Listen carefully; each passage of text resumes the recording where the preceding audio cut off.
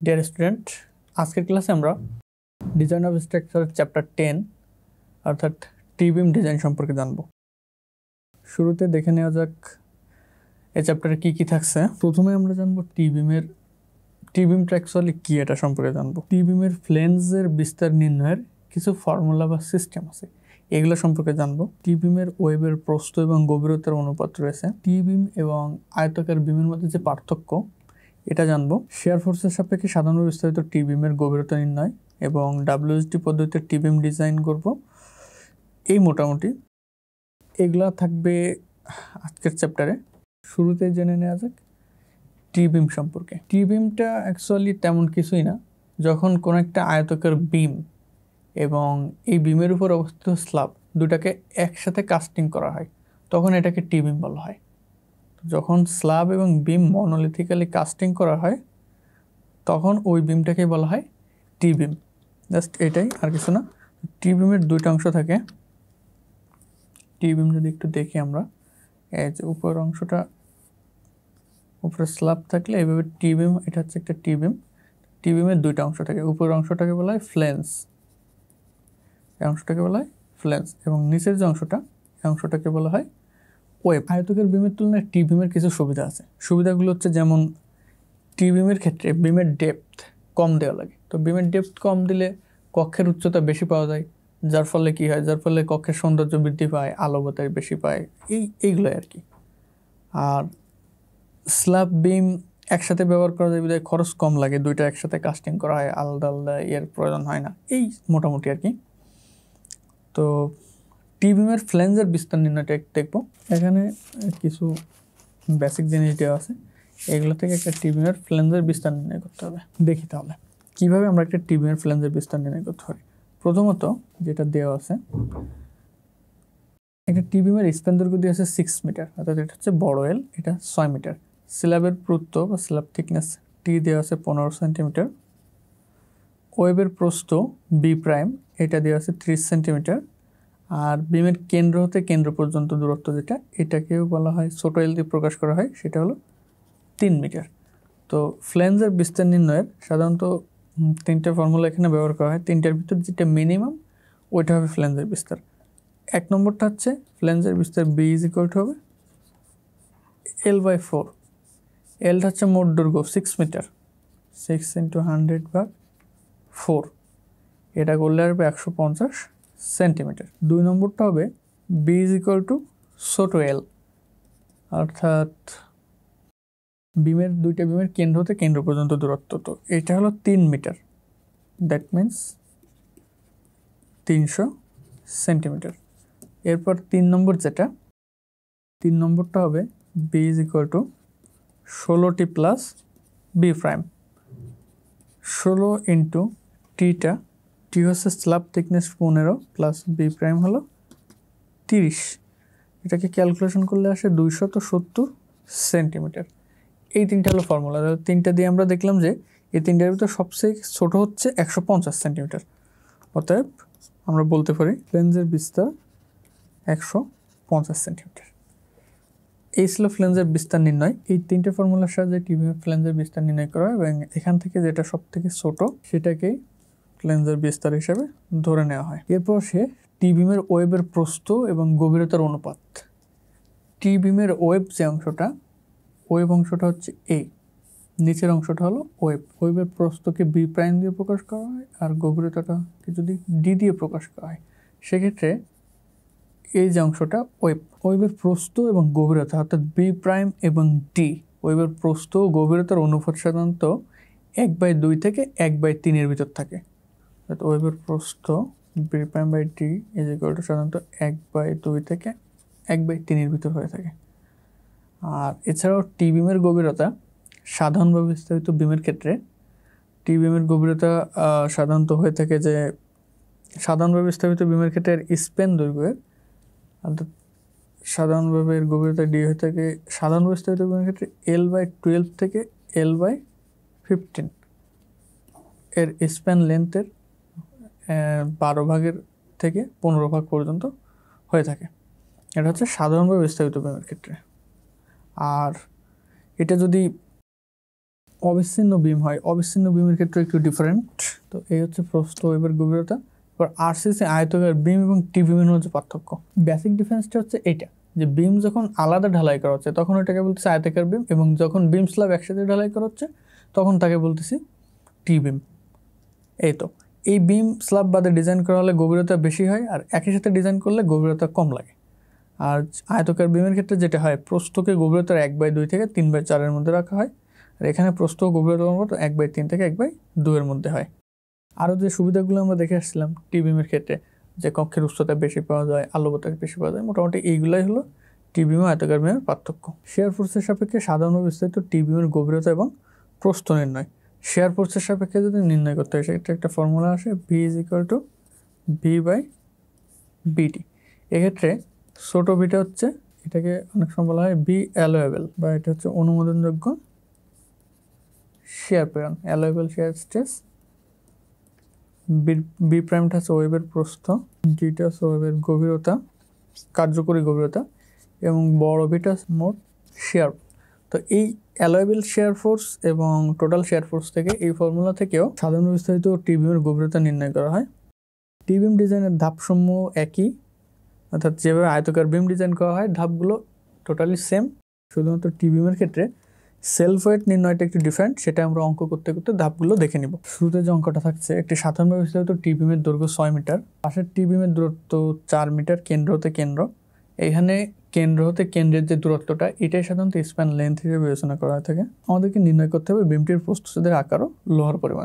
As usual অন্যান্য বিম ডিজাইনের ক্ষেত্রে যে সকল জিনিস নির্ণয় করার প্রয়োজন হয়, এখানেও সেম, শুধুমাত্র প্রসেসটাও সেম, শুধুমাত্র পার্থক্য হলো এখানে একটু কিছু জিনিস বেশি অ্যাড করা হয়, যেমন লোড নির্ণয়ের ক্ষেত্রে। এগুলো আমরা অঙ্ক করতে করতে দেখে নিব। তো প্রথমে যে তথ্যাদি দেওয়া আছে, এই তথ্যাদি থেকে বেসিক যে কিছু জিনিস প্রয়োজন হবে, WHT মেথডের সূত্র দিয়ে বিম ডিজাইন করতে গেলে যে F', C, J, K, R, এই যে জিনিসগুলো প্রয়োজন হবে, এইগুলো শুরুতে আমরা একটু নির্ণয় করে রাখবো। তাহলে শুরুতে যদি F', C নির্ণয় করি, আমরা জানি FC is equal two 0.45 F', C।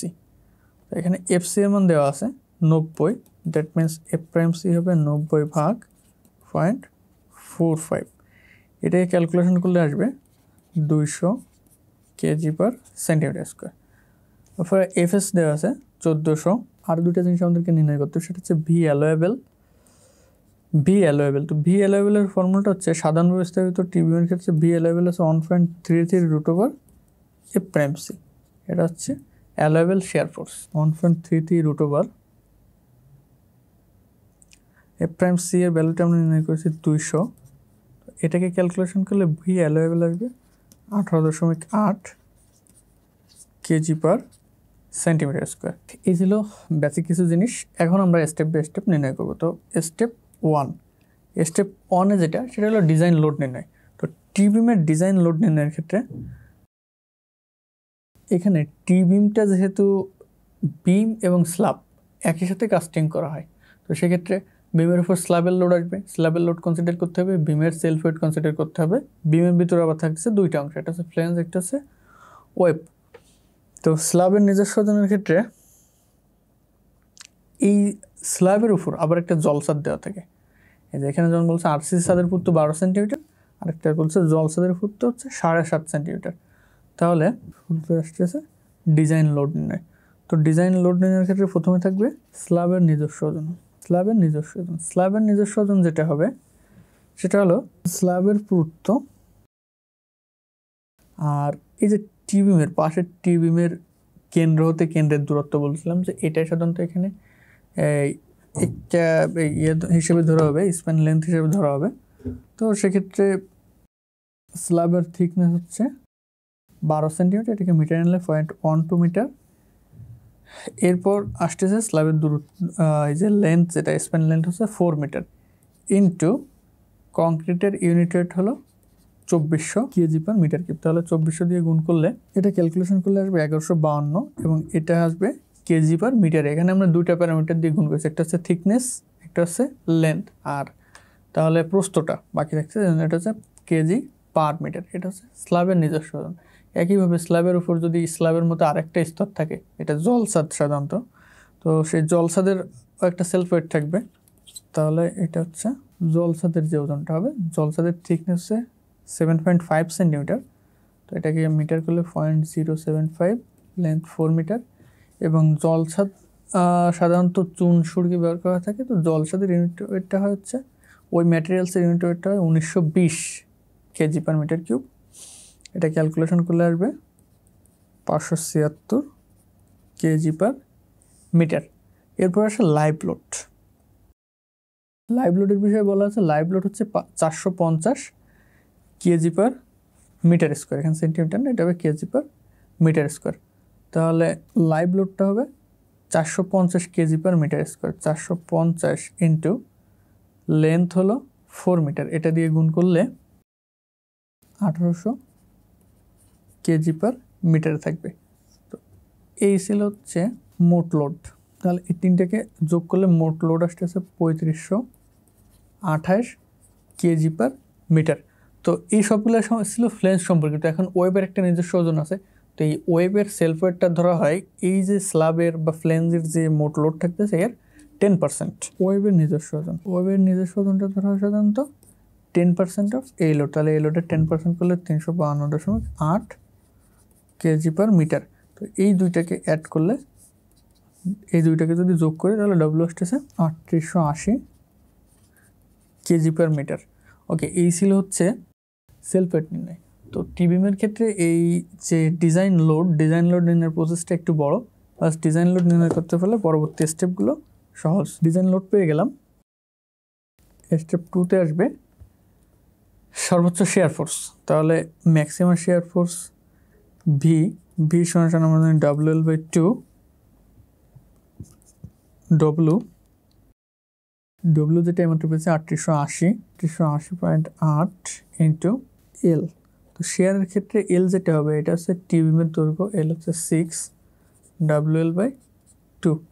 এটাকে ক্যালকুলেশন করলে আসবে 11,642.4 কেজি। স্টেপ 3তে আমরা নির্ণয় করব সর্বোচ্চ bending moment, maximum bending moment M. যেহেতু এটি সাধারণ বিস্তারিত বিম ছিল, সাধারণ বিস্তারিত বিমের ক্ষেত্রে সর্বোচ্চ বেন্ডিং মোমেন্ট হয় এম সমান WL²/8। ডব্লিউ এর মানটা আমরা জানি 3880.8 ইন্টু এলটা ছিল 6/8। এটাকে করলে আসবে এত কেজি মিটার, 17,463.6 কেজি মিটার। এটা হচ্ছে ম্যাক্সিমাম বেন্ডিং মোমেন্ট। এখন কার্যকরী গভীরতা নির্ণয় করব। এখন কার্যকরী গভীরতাটা দুইভাবে নির্ণয় করা হয়, সাধারণত। একটা হচ্ছে বেন্ডিং মোমেন্টের সাপেক্ষে, অ্যাজ ইউজুয়াল আমরা পূর্বের প্রিভিয়াস চ্যাপ্টারের অঙ্কগুলোতে যেভাবে করে এসেছি যে বেন্ডিং মোমেন্টের ভিত্তিতে নির্ণয় করা যায়। আরেকটা পদ্ধতি হচ্ছে শেয়ার ফোর্সের ভিত্তিতে নির্ণয় করা যায়। তো বেন্ডিং মোমেন্টের ভিত্তিতে নির্ণয় করলে আবার শেয়ার চেক দেওয়া লাগে যে শেয়ারে অ্যাডিকুয়েট কিনা। আর শেয়ার ফোর্সের ভিত্তিতে নির্ণয় করলে, তো দুই পদ্ধতিতে আমরা নির্ণয় করব এই চ্যাপ্টার অঙ্কগুলোতে। এই অঙ্কটাতে আমরা শেয়ার ফোর্সের ভিত্তিতে কার্যকরী গভীরতা নির্ণয় করব।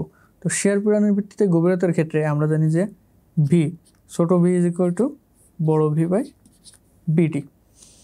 এখানে ছোট ভিটা হচ্ছে অ্যালোয়েবল শেয়ার স্ট্রেস।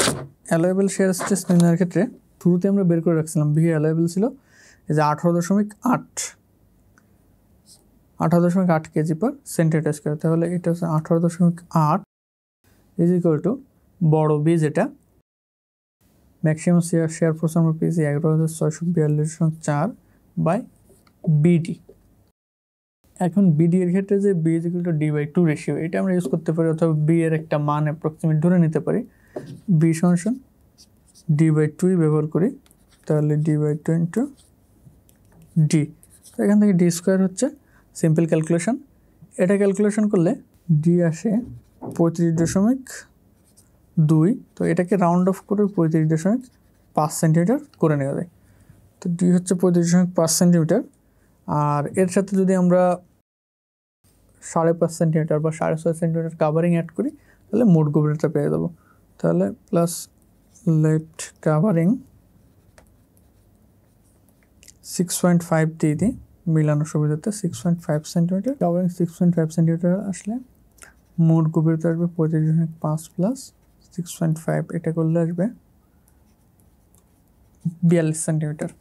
ওকে, তো শেয়ার পীড়নের ভিত্তিতে এই বিমের যে গভীরতা সেটা আমরা নির্ণয় করলাম এবং সেটা পেয়েছে 42 সেন্টিমিটার।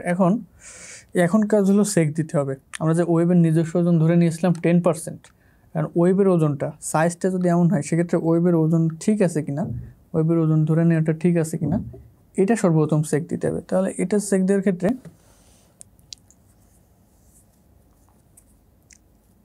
তো প্রথমে বিমের আকারটা দেখে নিই। তাহলে বিমের সাইজটা হবে বি যদি 35 ডি যদি 35.5 হয়ে থাকে তাহলে বি সমান D/2 ধরে নিয়েছিলাম আমরা।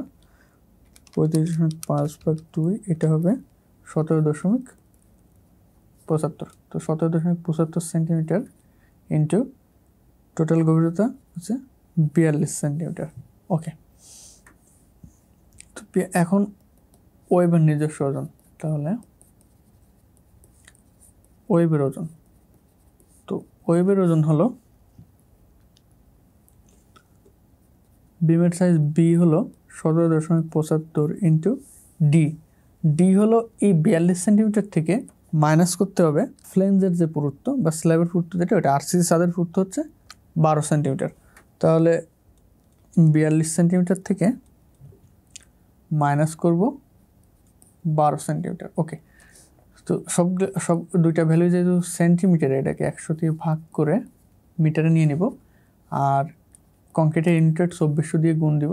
তো এটাকে ক্যালকুলেশন করলে আসবে 127.8 কেজি পার মিটার। বিমের সাইজটা যদি এমন হয়ে থাকে যেটা আমরা ডিফাইন করছি, এর জন্য ওয়েবের নিজস্ব ওজন আসবে 127.8 কেজি পার মিটার, কিন্তু আমরা ওয়েবের নিজস্ব ওজন ধরে নিয়েছিলাম 352.8 kg per meter. That means আমরা যেটা ধরে নিয়েছিলাম অ্যাকচুয়ালি ওজনটার থেকে কম আসে। সো আমাদের ধরে নেওয়া ঠিক আছে, এটা স্মলার দেন 352.8, অতএব ওকে। তাহলে বিমের সাইজ ধরে নেওয়া ঠিক আছে। এখন রিইনফোর্সমেন্টের ফর্মুলা বের করব। তো স্টেপ 5 রিইনফোর্সমেন্ট, এখানে আমাদের মোমেন্টের ফর্মুলাটা হচ্ছে m = ASFS × d - t/2। এখান থেকে S টা বের করব। এখান থেকে AS = m/Fs × d - t/2। Moment যেটা পেয়েছিলাম আমরা, ম্যাক্সিমাম মোমেন্ট 17463.6 × 100 কেজি সেন্টিমিটার চলে আসলো। এফএসটা দেওয়া ছিল এই অঙ্কের জন্য 1400 কেজি পার সেন্টিমিটার স্কোয়ার ইন্টু ডি পেয়েছি আমরা 35.5 মাইনাস t/2। টি হচ্ছে স্ল্যাব থিকনেস। এক্ষেত্রে ক্যালকুলেশন করলে এস আসতেছে 42.28 সেন্টিমিটার স্কোয়ার। ওকে, এস যদি 42.28 সেন্টিমিটার স্কোয়ার আসে, তো এটা হচ্ছে স্টিল রিইনফোর্সমেন্টের পরিমাণ। এখন এই পরিমাণ লোহা আমরা কী পরিমাণ বার কয়টা দিব সেটা যদি দেখি, তাহলে এগুলো সাধারণত ট্রায়াল দেওয়া লাগে, 2-3টা ট্রায়াল দেওয়া লাগে যে 2-3 রকম বার বা এটা ইচ্ছা মতো বার এখানে ব্যবহার করা যায়। সেক্ষেত্রে আমরা যদি 7টা 28 মিলি বার ব্যবহার করি তাহলে দেখি এসটা কী দাঁড়ায়। 7টা 28 মিলি বার π/4 2.8 স্কোয়ার। 7টা 28 মিলি বারের এরিয়া আসে হচ্ছে 43 সেন্টিমিটার স্কোয়ার এবং আমাদের ছিল 42.28 সেন্টিমিটার স্কোয়ার।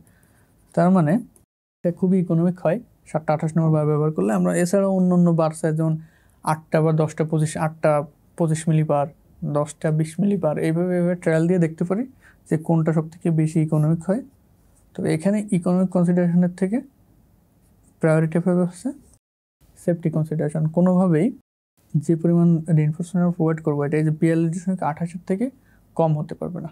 এটা সাধারণভাবে বিস্তারিত টি-বিমের সাইজ এবং রিইনফোর্সমেন্ট নির্ণয় করা। এই অঙ্কটাতে আমরা বিমের গভীরতা সাধারণত শেয়ার পীড়নের ভিত্তিতে নির্ণয় করলাম।